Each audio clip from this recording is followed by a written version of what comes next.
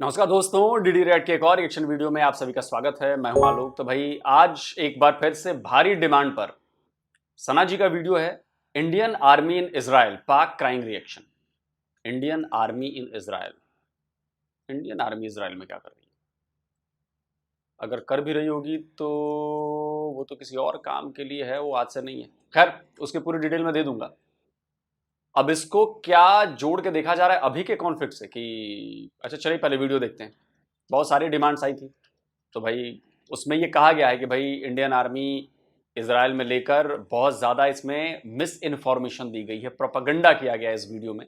तो चले भाई, काउंटर करने के लिए हम बैठे हैं। हम काउंटर कोई हवा हवाई नहीं करते हैं, हम सबूत के साथ लेकर आएंगे। हम पूरा परफेक्ट एक पिक्चर दिखाएंगे। ये बातें हैं और काउंटर तो करना पड़ेगा भाई। जहाँ पे मिस इन्फॉर्मेशन होगी, एक फॉल्स नैरेटिव, एक प्रोपागेंडा सेट करने की कोशिश होगी, तो वहां पर तो मैं काउंटर करूंगा। और काउंटर मैं फैक्ट्स के साथ करता हूं। मैं कोई गाली गलौज नहीं करता। मेरा सिर्फ फैक्ट्स बोलते हैं मेरे। चलिए देखते हैं। हम क्या कहना चाहेंगे। इंडिया जो है वो सपोर्ट कर रहा है इजराइल को, ये बात हमने पहले भी देखी, लेकिन अब ये खबर निकलकर सामने आई है कि जहां तमाम मुस्लिम उम्मा जो है ईरान को दाद दे रहे हैं, शाबाश दे रहे हैं, उसी तरफ जो है इंडिया ने अपनी हज़ारों की तादाद में जो आर्मी है वो इजराइल में भेज दी है उनकी सपोर्ट के लिए। क्या कहना चाहेंगे, इंडिया क्यों सपोर्ट कर रहा है इजराइल को? चलिए जी, सना आपने ये इंट्रो दिया, अच्छी बात है। लेकिन सना, बहुत ही पोलाइटली मैं आपसे ये पूछना चाहता हूं कि आपने किस आधार पर कहा कि हजारों अपनी आर्मी जो है वो भारत ने इसराइल में भेज दी है? इसका क्या सबूत है? इसका क्या रेफरेंस है? आपका चैनल 1 मिलियन प्लस है और आप एक जर्नलिस्ट हैं। कम से कम आपसे ऐसी उम्मीद नहीं की जा सकती कि आप बिना जांचे परखे कोई खबर आके बता दें। आप तो प्लीज आप इसका सबूत दीजिए कि यह खबर कहां से आई है, सोर्स क्या है कि इंडियन आर्मी के हजारों सोल्जर्स जो हैं वो इसराइल चले गए हैं, इसराइल को सपोर्ट करने लड़ाई में। मतलब एक तरह से ये नैरेटिव इससे ये बिल्ड होता है ना कि पाकिस्तान के लोग या जहां भी मुसलमान आपका इस वीडियो को देखेंगे वो यही समझेंगे कि भारत ने अपनी आर्मी इसराइल भेज दी है लड़ने के लिए मुसलमानों से। बच्चा भी समझ सकता है ये।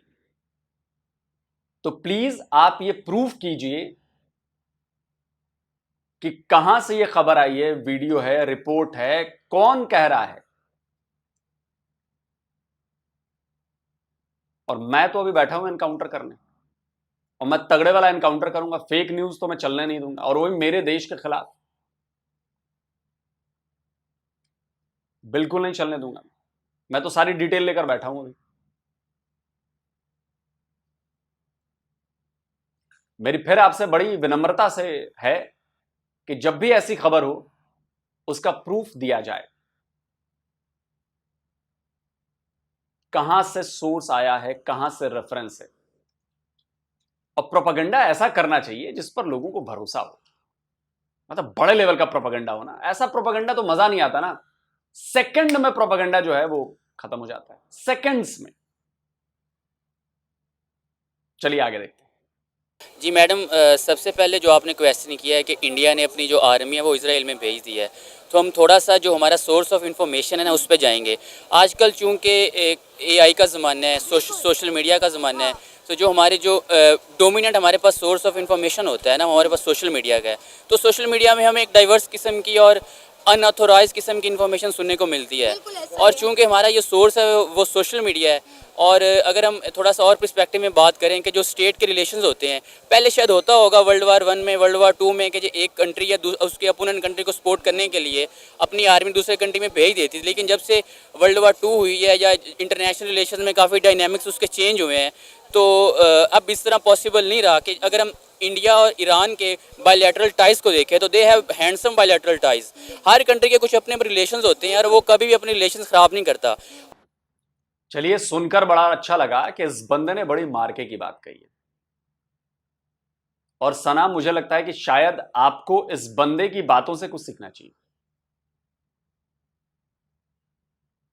कि सोशल मीडिया के थ्रू आई हुई हर चीज सही नहीं होती। और आप तो जर्नलिस्ट हैं, आपका काम है फैक्ट चेक करना। हाँ, यह अलग बात है कि फेक न्यूज का आपको नैरेटिव चलाना है, that is different thing. But जिसका ईमान आपका है कि फेक न्यूज नहीं जानी चाहिए, मेरे हिसाब से जर्नलिस्ट का ईमान बड़ा ये जबरदस्त होता है कि फेक न्यूज नहीं जानी चाहिए, लेकिन आपने ये फेक न्यूज दी। आपको सुनकर शायद बुरा लग रहा होगा, लेकिन ठंडे दिमाग से मेरी बातों को समझिए। मैं सारा डेटा अभी दूंगा, आप झूठी साबित होंगी, और दर्शक ये बिल्कुल समझ रहा है धीरे धीरे कि नैरेटिव कैसे बिल्ड किए जाते हैं। तो अगर मैं सच्चाई नहीं दिखाऊंगा तो गड़बड़ हो जाएगी। और इंटरनेशनल रिलेशंस में जो हमारे पास कोर आइडिया होता है ना, वो होता है पर्सनल इंटरेस्ट। अब एक कंट्री कभी भी दूसरी कंट्री को सपोर्ट करके जो अपने पर्सनल इंटरेस्ट है उसको डैमेज करने की पोजीशन में नहीं होता, और वो करता भी नहीं। अगर और ये जो बात है कि इंडिया ने अपनी हज़ारों अपनी आर्मी भेज दी है, तो ये थोड़ा सा अनरियलिस्टिक है। अगर हम थोड़ा सा इसकी कॉनोटेशन में जाएं तो कुछ अरसे से यूक्रेन और रशिया का एक कॉन्फ्लिक्ट चलता रहा है, और मेरे ख्याल में ईरान, अगर हम थोड़ा सा कंपैरेटिवली देखें, जो ईरान और इजराइल का कॉन्फ्लिक्ट है, इससे एक स्वेयर कॉन्फ्लिक्ट है रशिया का और अमेरिका का, एक हिस्टोरिकल उनका कॉन्फ्लिक्ट है। तो यूक्रेन की फेवर में अमेरिका ने अपनी आर्मी नहीं भेजी रशिया के अगेंस्ट में, तो कैसे हो सकता है कि इजराइल की सपोर्ट में इंडिया अपनी आर्मी भेजे? सही, आप कुछ कहना चाहेंगे? भाई के आर्गूमेंट को सपोर्ट करना चाहूँगा कि ईरान और इंडिया के तो आपस में पहले ही बड़े अच्छे ताल्लुकात हैं। जो इंडिया है वो तो ईरान का चाबहार पोर्ट जो है उसको भी लेना चाह रहा है, और वो लेने के कुछ मामलात उनके चल रहे हैं। तो मुझे नहीं लगता कि ऐसा कुछ हुआ है या होने लगा है ऐसा कुछ इंटरनेशनल रिलेशन में। अगर दूसरी तरफ पहली बात कि चाबार पोर्ट इंडिया के कंट्रोल में आ चुका है, स्क्रीनशॉट लगा देता हूं। चाबार को ईरान ने दे दिया इंडिया को, इंडिया वहां से ऑपरेट कर रहा है, इसमें कोई किसी को शक नहीं होना चाहिए। दूसरा, मैं आपको बड़ी इंपॉर्टेंट बात बताता हूं, इसका भी स्क्रीनशॉट लगाता हूं। आपको पता है कि ईरान की नेवी और इंडिया की नेवी ने अभी 2-3 दिन पहले एक्सरसाइज की है। आपको लगता है कि यह पॉसिबल है कि एक तरफ अपनी सेना वो इजराइल में भेज दे और दूसरी तरफ वो ईरान के नेवी के साथ मिलकर भारत की नेवी जो है वो वॉर एक्सरसाइज करे? ये पॉसिबल ही नहीं। और हम अपने पैरों पर कुल्हाड़ी क्यों मारेंगे भाई ईरान से ऐसा करके? ईरान से हमें सस्ते में तेल मिल रहा है, हम क्यों पैरों पर कुल्हाड़ी मारेंगे? हमारे लिए तो ईरान से लेना तेल इजी है ना, रशिया से थोड़ा दूर है बट ईरान से तो इजी है। दूसरी तरफ हम बात करें तो हम देख रहे हैं कि इजराइल जो है वो ईरान को तड़ियां लगा रहा है, धमकियां लगा रहा है कि आपने हम पे हमला करके अच्छा नहीं किया, आपको इसके नताइज भुगतने पड़ेंगे। लिहाजा कहा जा रहा है कि ईरान की जो ऑयल रिफाइनरीज हैं वो ख़तरे में नज़र आ रही हैं। क्या लगता है, ईरान जो है अपना दफा करेगा या फिर वाकई में उनकी ऑयल रिफाइनरीज ख़तरे में है? देखिए, अगर हम ईरान की बात करें तो ईरान एक रेडिकल स्टेट है और एक रिलीजियस बेसिस पे उसकी फॉर्मेशन हुई है। अब जो रेडिकल स्टेट होती है और ऐसी स्टेट जिसकी जो फॉर्मेशन है वो रिलीजियस बेसिस पे हो ना, उनके नज़दीक जो सबसे मेन एजेंडा होता है ना वो होता है अपने अवाम को खुश करना। अगर इसराइल ये धमकियाँ दे रहा है कि हम ईरान को इसके नताइज भुगतना पड़ेंगे, तो ईरान तो इसके नताइज भुगत रहा है। उन पर इकनॉमिक सेक्शंस हैं, उनके मिलिट्री सेक्शंस हैं। और अगर हम थोड़ा सा पास्ट में जाए तो इसराइल तो काफ़ी नुकसान उनको पहुँचा चुका है। सबसे पहले उन्होंने हमास के रहनुमा इस्माइल हानिया की जो शहादत है उसके पीछे इसराइल का हाथ है। कुछ अर्सा अब देखिए यहां पर एक पाकिस्तानी, जो ठीक है ये अच्छा बंदा लग रहा है, पढ़ा लिखा बंदा है, लेकिन जो ये पॉइंट, जो ये दलील लेकर आए हैं ना कि एक रेडिकल स्टेट है, रिलीजन के बेस पर बना है, तो जाहिर सी बात है कि ईरान जो है वो एक शिया मुस्लिम देश है। समझ रहे हैं? पाकिस्तान एक सुन्नी मुस्लिम बहुल देश है। आप इस पॉइंट को समझिए, इस भाई ने बड़ी गजब की बात कही है और इससे पाकिस्तान की मेंटलिटी का पता चलता है।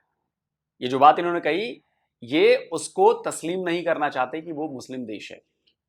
इन्होंने अपनी बात कह दी कि रेडिकल है ईरान और दूसरा रिलीजन के बेस पर, तो फिर तो पाकिस्तान भी रिलीजन के बेस पे बना और पाकिस्तान भी रेडिकल है। पाकिस्तान में 140 यूएन डेजिग्नेटेड टेररिस्ट लिस्टेड है। ईरान में तो यूएन डेजिग्नेटेड टेररिस्ट शायद बहुत कम है, पाकिस्तान में ज्यादा है। पाकिस्तान भी रिलीजन के नाम पर बना, तो Pakistan is also a radical state and terrorist state. ये भी फिर मानना पड़ेगा। मतलब मेरी दलील ये मैं दे रहा हूं डिबेट में, ये मेरी दलील, क्योंकि सेम फॉर्मूला लगेगा ना दोनों तरफ।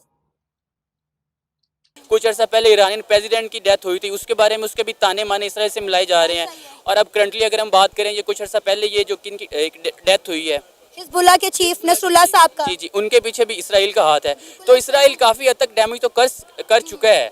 और जब तक ऑयल रिफाइनरी की अगर हम बात कर रहे हैं तो वो भी मेरा ख्याल में अगर इसराइल की एक्सेस तो है ना ईरान तक, अगर उनके लीडर्स को मार सकता है और वो भी बड़े एक माइन्यूट से और बड़ा डेलिब्रेटली और अच्छे तरीके से अगर उनको निशाना बना सकता है तो इसमें कोई दो राय नहीं। इसराइल का ये दावा अच्छा, आपने कही ईरान में एक्सेस की बात, मैं आपको इसका एक एग्जांपल देता हूं, स्क्रीनशॉट लगाता हूं। ईरान के फॉर्मर प्रेसिडेंट अहमदी नजाद, उनका बयान है ये कि उन्होंने कहा कि भाई हमने अपने जो खुफिया एजेंसी है, जैसे आपकी आईएसआई है, उनकी भी खुफिया एजेंसी है, उसको कहा कि भाई मुझे लग रहा है कि हमारे अंदर इजराइल के मोसाद के एजेंट्स हैं। बाद में पता चला कि जिस खुफिया एजेंसी का चीफ ही अपने 20 साथियों के साथ मोसाद का एजेंट निकला। आप सोचो कि आईएसआई का चीफ इंडियन रॉ का एजेंट निकल जाए अपने 20 बड़े अफसरों के साथ। आप समझ रहे हो, ये उस लेवल की बात है। तो आप सोचो कि इजराइल की एक्सेस कहां तक है। का ये दावा है कि ईरान ने जो अटैक किया है इसराइल के ऊपर, जो 400 मिसाइल दागे हैं, उनसे उन्हें कोई नुकसान नहीं पड़ा। उन्हें पहले से पता था कि कहाँ कहाँ ये मिसाइल आके गिर सकते हैं, लिहाजा उन्होंने अपनी आबादी वाली जगह पहले ही खाली कर ली थी। उनका एक बंदा भी नहीं मारा गया, लिहाजा ईरान का ये जो अटैक है ये फारिग है, ये बेजा है। जी मैडम, अगर हम ईरान और इसराइल के न्यूक्लियर और मिलिट्री अगर कंपैरिजन करें तो जो इसराइल का डिफेंस सिस्टम है ना वो ईरान से काफ़ी ज़्यादा है। और दूसरी बात यह है कि जैसे ही हमने खबर सुनी ना कि इसराइल ने 400 मिसाइल दागे हैं, तो उससे काफ़ी टाइम पहले इसराइल को इस बारे में खबर पता चल गई थी कि ईरान अटैक करने वाला है। तो इससे पहले इन्होंने अपने जो दिफा का सामान है ना वो कर लिया था। और एक तो दिफा का सामान उन्होंने कर लिया, दूसरा अगर हम उनके डिफेंस सिस्टम की तरफ जाए ना तो वो भी उनका काफ़ी मजबूत है। अगर ईरान ने मिसाइल दागे हैं तो मैं आज ही न्यूज़पेपर में पढ़ रहा था कि ऑलमोस्ट अमवात की तादाद सिर्फ 8 है। तो इस बेस पे हम कह सकते हैं कि कोई इतना जानी माली को ज़्यादा नुकसान ईरान नहीं कर पाया इसराइल का। लेकिन आप ये देखिए, पहली बात कि 400 मिसाइलें नहीं मारी, 180 से 200 के बीच में मारी। दूसरी बात कि वो जो 8 इजरायली सैनिक मरे हैं वो ईरान के अटैक में नहीं मरे, वो हिजबुल्लाह से लेबनान में ग्राउंड इन्वेजन था, वहां पर फाइट हुई है हिजबुल्लाह के लोगों से, वहां पर उनकी जान गई, मतलब आमने सामने की लड़ाई में जान गई। ठीक है, ये दोनों चीजों को मिक्सअप मत करिए। लेकिन आप ये देखिए कि इसराइल को सपोर्ट कर रही है बहुत सारी कंट्रीज। अमेरिका भी इसराइल की सपोर्ट में खड़ा हुआ है। ईरान को कौन सपोर्ट कर रहा है, ईरान को कौन बैक कर रहा है? क्या ईरान दोबारा इसराइल के ऊपर हमला करेगा या खामोशी साध लेगा? मैडम देखें, जो अगर हम ये कहें कि आजकल के इंटरनेशनल पॉलिटिक्स में जो दो कंट्री के दरमियान रिलेशंस हैं वो किसी इमोशंस की बुनियाद पे नहीं है, वो आजकल इंटरेस्ट की बेस पे हैं। अब इसराइल के साथ चूँकि काफ़ी मुस्लिम कंट्री के भी इंटरेस्ट है, जिसमें सऊदीया है, यूएई है और भी काफ़ी गल्फ स्टेट हैं। लेकिन अगर और दूसरी बात हम ये कर सकते हैं, इकोनॉमिकली और मिलिटरी वो काफ़ी स्ट्रॉन्ग है। तो जो कंट्री भी स्ट्रॉन्ग होगी उसके इंटरेस्ट होंगे कंट्रीज़ के साथ। और अगर हम अमेरिका की बात करें तो सबसे जो बहुत बड़ा हेल्पर है इसराइल का वो तो अमेरिका है। और ईरान की बात करें, ईरान पे चूँकि मिलिट्री सेक्शंस हैं, पॉलिटिकल सेक्शंस हैं, तो ईरान के साथ किसी काफ़ी ज़्यादा कंट्रीज़ के इंटरेस्ट भी नहीं है। तो अगर हम लॉजिकल इस बात को देखें, जिस कंट्री के साथ वर्ल्ड में जिसके ज़्यादा इंटरेस्ट होंगे तो उसके हेल्पर भी ज़्यादा होंगे। आपको ये मामला कहाँ जाते हुए दिखाई दे रहे हैं? क्या ये जंग मजीद बढ़ेगी या यही थम जाएगी? नहीं मैडम, अगर हम थोड़ा सा फ्यूचरिस्टिक वे में देखें तो बेहतर तो ये है कि जो मुस्लिम कंट्रीज़ हैं, जो थोड़े बड़े ममालिक हैं, जिनका जो इन्फ्लुएंस करते हैं, like as Pakistan, kingdom of Saudi Arabia, Malaysia, Indonesia, Turkey, इनको थोड़ा सा अपने इंटरेस्ट से बाहर आके थोड़ा सा एथिकल ग्राउंड्स पे भी सोल्यूशन करना चाहिए। मैं सल्यूट पेश करता हूँ पूरे ईरान को और वहाँ की उम्मत मुसलमान के लोगों को। उनका ये बड़ा अच्छा फैसला है। देखें, अभी तक ईरान जो है वो एटमी ताकत नहीं है। हम एटमी ताकत होते हुए भी अभी सोच रहे हैं कि किसके ऊपर हमला करना है या नहीं। बेसिकली हम बेशक अमन पसंद लोग हैं, लेकिन ईरान की हिम्मत है कि उन्होंने अपने वो जो उनका लीडर कत्ल हुआ है, जो शहीद हुआ है, उसको उन्होंने बदला लिया है और लेना चाहिए, क्योंकि ये ईरान ने बड़ा ज़बरदस्त फैसला किया है कि उसको आंखें दिखाई है। हमें खुश। हाथी बाजार से गुजर रहा है, उस पर 2-4 लोग उठ के कंकर पत्थर मार देते हैं, हाथी को कोई फर्क पड़ता है जी? आपको तो शर्मिंदा होना चाहिए, सैल्यूट नहीं करना चाहिए, शर्मिंदा होना चाहिए। वाहवाही आप अपनी पीठ ऐसे थपथपा रहे जैसे आपने कुछ किया हो। अरे वो किया भी तो ईरान ने किया, आपको तो शर्म भी नहीं आएगी। हम तो मुसलमान के किले हैं पाकिस्तान, और पाकिस्तान आप अपनी आर्मी से छोड़ो, बयान दिलवा कर दिखा दो इजराइल के खिलाफ। 25 करोड़ कलमागो मुसलमानों पाकिस्तान के, गैरत बची है तो अपने आर्मी चीफ से एक बयान दिलवाओ कि अगर लड़ाई नहीं रुकवाई गई तो पाकिस्तान की फौज जो है वो फलस्तीन पहुंचेगी। एक ये बयान बस दिलवा दो, स्टेटमेंट, तब तो देखें यार किसके पिछवाड़े में कितना दम है। हमें खुशी है, हमें फख्र है, कोई तो हमारा इस्लामिक मुल्क है जो इसराइल को आंखें दिखा रहा है। अब खबर ये निकल कर सामने आई है कि इंडिया सपोर्ट कर रहा है इसराइल को और इंडिया ने अपनी हजारों की तादाद में आर्मी भेज दी है इसराइल के अंदर। वो हजारों नहीं लाखों की तादाद में भेजें, अच्छा, कोई ऐसा फर्क नहीं पड़ता। ओ भाई, क्या आप इंडिया बहादुर है? इंडिया को वो वक्त नहीं याद है जब 28 फरवरी को हमने उनके 2 त्यारे गिराए, उसमें इसराइल का भी एक पायलट था। तो इसराइल की भी औकात हमें पता है और इंडिया की भी औकात हमें अगर पता हम है। टेक्नोलॉजी के हवाले से बात करें तो इसराइल जितना एडवांस, और आपकी भी औकात पता है हमें। औकात बताऊं,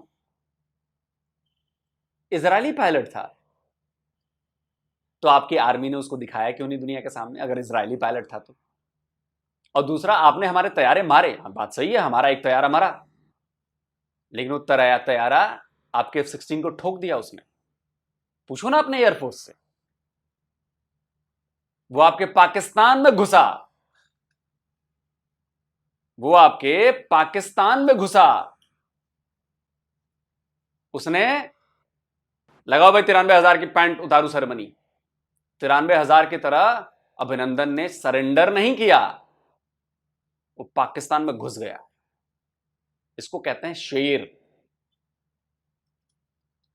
और ये 93,000 है ना, कलमागो मुसलमान पाकिस्तान की फौज, इसको कहते हैं सरेंडर, इसको कहते हैं खौफ, इसको कहते हैं डर।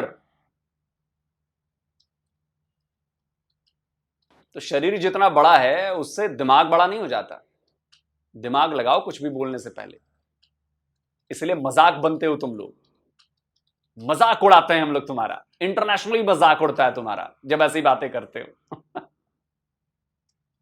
जितना एडवांस है इंडिया भी उससे ज्यादा एडवांस है। बेशक एडवांस है, लेकिन अल्लाह की मदद है। ईरान के साथ ये कभी भी नहीं हो सकता कि ईरान जो है वो उनसे मार खाए।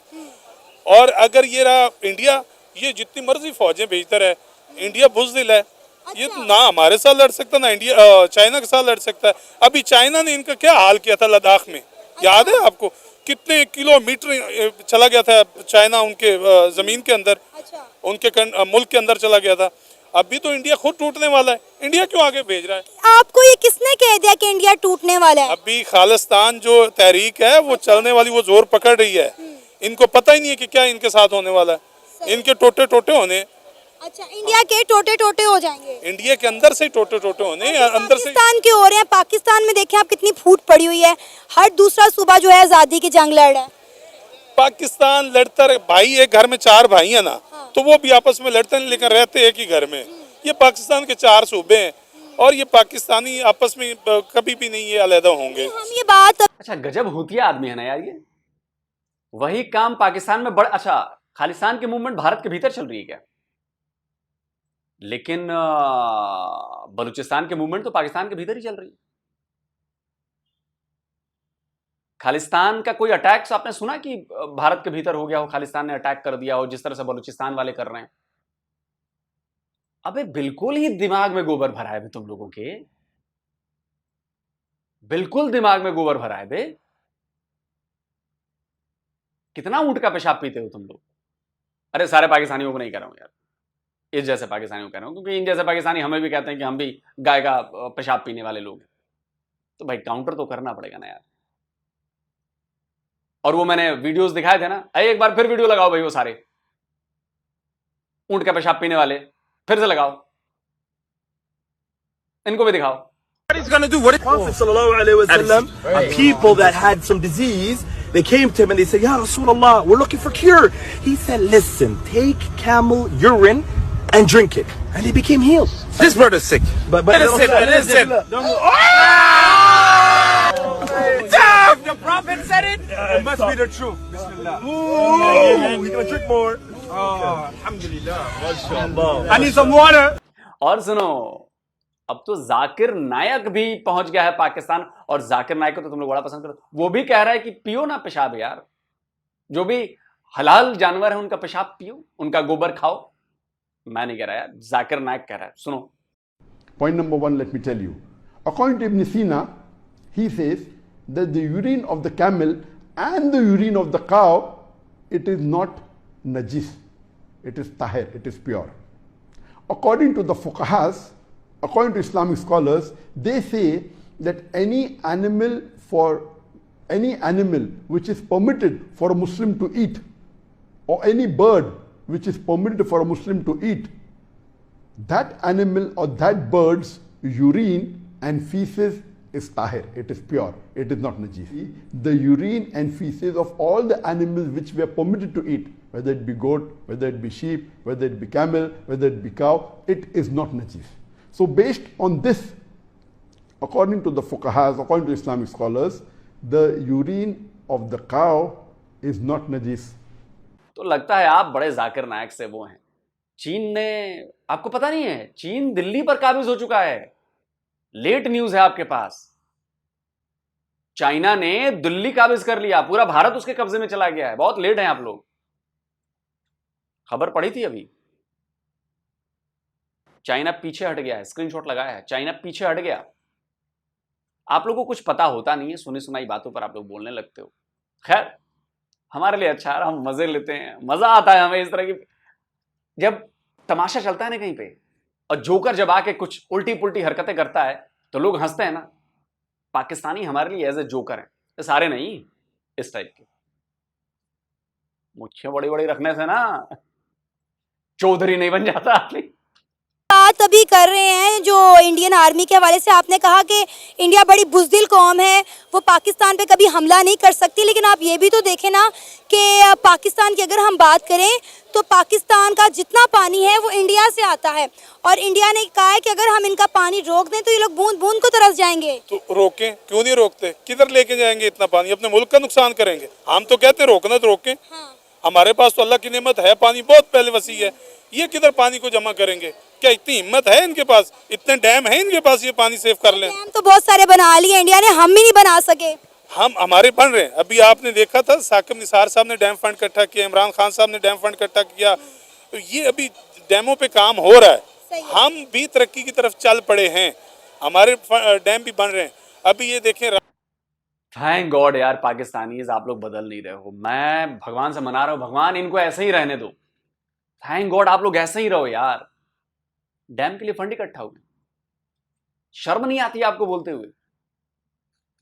डैम के लिए जितना फंड इकट्ठा हुआ उससे ज्यादा, स्क्रीनशॉट लगा रहा हूं, उससे ज्यादा खर्च आपने ये लोगों को बताने में, प्रचार करने में कर दिया कि देखो हम डैम बनाने जा रहे हैं, देखो हम डैम बनाने जा रहे हैं, देखो हम डैम बनाने जा रहे हैं। अबे इतने दर्जे की बेवकूफ कौम है पाकिस्तान की। एक और डैम के लिए किसी जज ने किया था, वो पैसे लेकर फरार हो गया, और भाई आप डिफेंड कर रहे हो। सैल्यूट है सर आपको, प्लीज ऐसे ही बने रहें आप लोग। सैल्यूट है सर, मेरी तरफ से सैल्यूट है। देखें रावी अर्बन जो वो मंसूबा है रूडा वाला, उसके अंदर भी वो पानी को सेव करने के लिए मंसूबा लेके आ रहे हैं।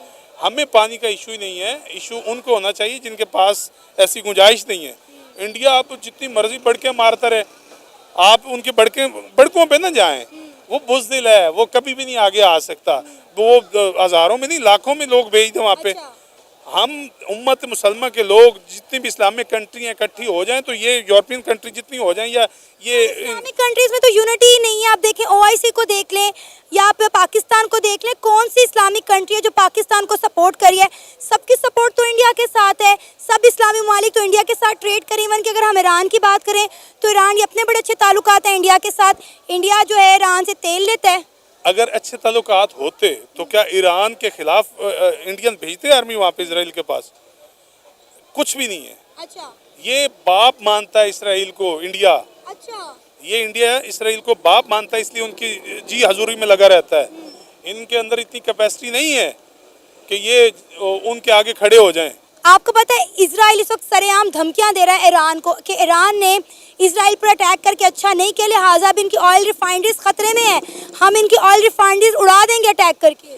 असल में वो आपने एक मिसाल सुनी होगी कि जो गरजते हैं वो बसते नहीं हैं। तो ये धमकियाँ, ये इनके मसले ये चलते रहेंगे, लेकिन कर नहीं कुछ सकते।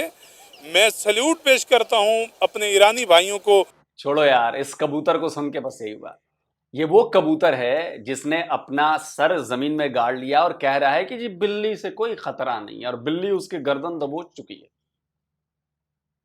ऐसे पाकिस्तानियों की वजह से पाकिस्तान का नाम बदनाम है, मतलब पूरे पाकिस्तानी जाहिल साबित होते हैं। कोई भी पढ़ा लिखा पाकिस्तानी जब इसकी बात सुनेगा ना, वो हंसेगा कि पता नहीं किसकी पैदाइश है ये। अच्छा, ये भी वही कजन मैरिज की पैदाइश होगा, ये कंफर्म हो गया, कंफर्म एकदम, पता कर लो। इसके फादर ने अपने कजन से शादी की है, कंफर्म हूं मैं इस बात को। ऐसी बातें वही कर सकते हैं जिन लोग कजन मैरिज की पैदाइश है। खैर चलिए, ये उनका मसला है। पानी रोकने से याद आया, एक बार अभी 4 साल पहले बाढ़ आई थी, तो चिल्लाते क्यों हूं कि भारत ने पानी छोड़ दिया, पानी छोड़ दिया, पानी छोड़ दिया। और जब पानी नहीं छोड़ते तो भारत पानी नहीं दे रहा, पानी नहीं दे रहा, पानी दे रहा। इसका पता नहीं चलता, आधा पाकिस्तान, ये स्क्रीनशॉट लगा रहा हूं, आधा पाकिस्तान पानी में डूबा हुआ था, तब कौन से अल्लाह की नेमत ने पानी रोक लिया था बबुआ? कलमागो कबूतर, किसने रोका था? तब अल्लाह की नेमत काम नहीं आई। आधा पाकिस्तान बह गया, हजारों मर गए, लाखों घर खत्म हो गए, तबाह हो गए। उसके बाद भीख का कटोरा मांग रहे थे, यार भैया ये वातावरण में इन्वायरमेंट चेंजेस आ रहे हैं और ये है और वो है, दे दो हमें पैसे। ये पड़ा पहला चांटा तुझे मेरे भाई। पानी रोकने की आस है। एक बार पानी रोका था इंडिया ने, लाखों हेक्टेयर आपकी फसल सूख गई, चिल्लाने लगे आप लोग, हमारी फसल खराब हो गई, इंडिया ने पानी रोक लिया। तो मजबूर मत करो, पानी तो। और बाकी अब्बू कौन किसका है, बाप किसका कौन है, ये हम सब जानते हैं। कभी अमेरिका तुम्हारा बाप, कभी सऊदी अरबिया कभी तुम्हारा बाप, कभी चाइना कभी तुम्हारा बाप, कभी टर्की तुम्हारा बाप। तुम्हारे तो इतने अब्बू हैं भाई, और तुम कहते रहो कि हमारे भी बहुत अब्बू हैं। तो दुनिया जानती है ना कि कौन किसका अब्बू है, कौन किसके गले में पट्टा बांध रखा है, घुमा रहा है। अब आता हूं जरा, ये जो चलाया गया है कि भाई हजारों की संख्या में वहां पर सोल्जर मौजूद हैं, तो चलिए देखिए, ये है संडे गार्डियन की खबर। अब ये कब की है? अब ये सितंबर की है, 29 तारीख की। Around 700 Indian soldiers are station along Israel Lebanon border. खबर है 700 भारतीय सैनिक वहां पर हैं, लेकिन ये यूनाइटेड नेशन के लिए हैं, ये इजराइल के लिए नहीं है। बुद्धि होगी तुम लोगों में। आधा सच इसलिए बड़ा खराब होता है। सना जी, मैं आपसे भी कहूंगा, आधा सच मत बताइए, पूरी खबर बताया कीजिए। और नहीं तो हम तो बैठे हैं पूरी खबर बताने के लिए। ये देखिए, इंडिया टुडे खबर है, Indian army in Lebanon watches closely as Israel Hezbollah hostilities intensify. जब लड़ाई शुरू हुई तो वहीं पर मौजूद हैं ये लोग। और ये देखिए लिखा हुआ है यहां पे, बॉर्डर पर यूनाइटेड नेशंस पीस कीपिंग जो फोर्स है ना, उसमें भारत के सैनिक हैं। और ये जो UNIFIL मिशन है, ये उसके अंतर्गत है, ये किसी के अंडर नहीं है कि हमने भेज दिए फोर्स, नहीं, यूएन के लिए और इसमें पाकिस्तानी सोल्जर्स भी जाते हैं, उनकी भी डिटेल में दूंगा आपको। साफ लिखा है कि साल 2000 में यूनाइटेड नेशंस ने वहां पर बॉर्डर पर पीस कीपिंग फोर्स भेजी थी, और उसी मिशन में इंडिया के लोग हैं। 3-4 बटालियन है, उसमें से भारत की जो बटालियन है वो गोलन हाइट्स तरफ तैनात है।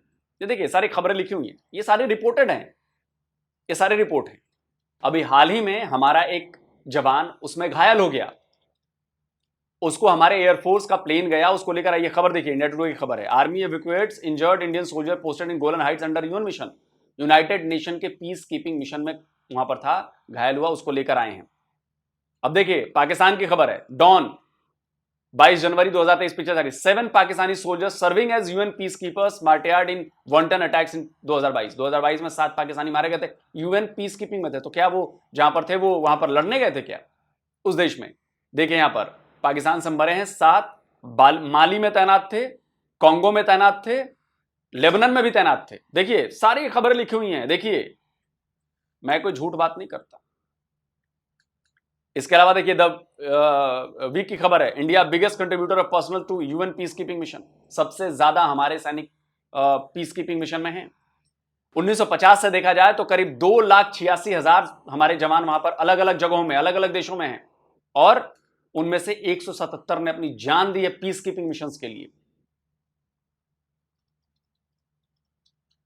और देखिए, ministry of foreign affairs Pakistan की वेबसाइट, मिनिस्ट्री विदेश मंत्रालय का है, देखिए 2,35,000 Pakistani UN peace keepers 48 UN peace keeping mission में हैं, और ये भी बहुत लंबे जमाने से है। अब तक आपके इतने सोल्जर्स कर चुके हैं, तो क्या मैं ये कहूं कि जहां जहां ये सोल्जर्स तैनात हुए उन देशों के लिए लड़ने गए थे वो, और लेबनान में भी तैनात हुए। तो आधी खबर फेक न्यूज मत फैलाइए, नैरेटिव मत फैलाइए। ये ज्ञान बूस्टर लीजिए, ज्ञान की डोज दे रहा हूं मैं। सच्चाई यह है, भारत ने कोई अपना सैनिक नहीं भेजा है इजराइल में लड़ाई लड़ने के लिए फिलिस्तीन या हमास के खिलाफ। वो यूएन पीस कीपिंग मिशन में है और उनका काम अलग है, उनका काम लड़ना नहीं है। उम्मीद है आपको थोड़ी बहुत सद्बुद्धि आए और शायद अगली बार से आपका जर्नलिस्टिक इंस्टिंक्ट बाहर आए। सना, गुजारिश है मेरी आपसे, बाकी तो मैं फैक्ट्स लेकर आता ही रहूंगा। आपको अच्छा लगे बुरा लगे मैं इसमें कुछ नहीं कह सकता, क्योंकि मैं तो फैक्ट्स दिखा रहा हूं, और फैक्ट्स बताना मेरी जिम्मेदारी, क्योंकि मैं भी बहुत लंबे टाइम से जर्नलिज्म 20-22 साल यही काम कर चुका हूं। तो मैं तो फैक्ट्स ही बताऊंगा, मैं कोई नैरेटिव नहीं फैलाता, मैं कोई गलत बात नहीं करता। चलिए कमेंट करके आप बताएं दोस्तों क्या कहते हैं। जल्दी मिलता हूं एक और नए वीडियो के साथ। नमस्कार, जय हिंद। तो अगर आप चाहते हैं मुझसे बात करना, मुझसे कोई सवाल पूछना, तो फैन कॉल पर आप मुझसे कनेक्ट हो सकते हैं। फैन कॉल में ये सुविधा है कि आप अपने हिसाब से वहां पर जाकर टाइम स्लॉट बुक कर सकते हैं कि आपको फलाने दिन मुझसे बात करनी है, फलाने टाइम पे मुझसे बात करनी है। लेकिन ये भी बता दूं कि ये पेड सर्विस है,